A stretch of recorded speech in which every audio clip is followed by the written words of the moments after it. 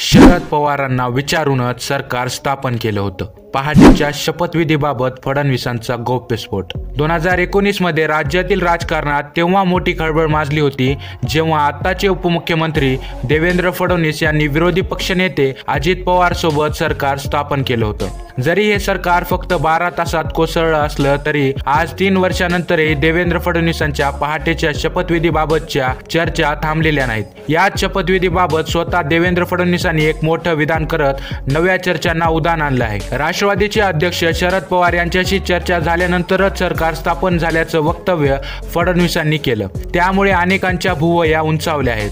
आता फडणवीसांनी या गौप्यस्फोटावर खुद शरद पवारांनी उत्तर दिलं आहे। पहाटेच्या शपथविधीबाबत बोलताना फडणवीस म्हणाले, माझ्यासोबत 2 वेळा विश्वासघात झाला।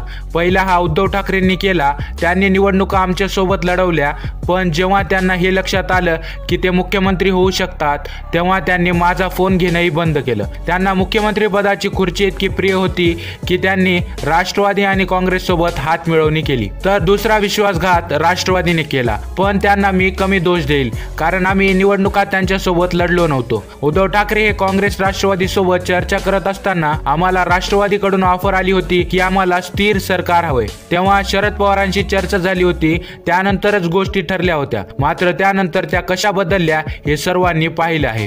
TV9 मराठीच्या महाराष्ट्राचा महासंकल्प या कार्यक्रमात ते बोलत होते। देवेंद्र फडणवीसांनी हा गौप्यस्फोट केल्यानंतर शरद पवारांनी यावर आपली प्रतिक्रिया व्यक्त केली। देवेंद्र फडणवीस हे सुसंस्कृत आणि सभ्य व्यक्ती आहेत। असत्याचा आधार घेऊन अशा प्रकारची विधानं ते करतील वाटलं नव्हतं असं स्पष्टीकरण शरद पवारांनी दिलं। अशाच राजकीय घडामोडीसाठी चॅनलला सबस्क्राईब करायला विसरू नका।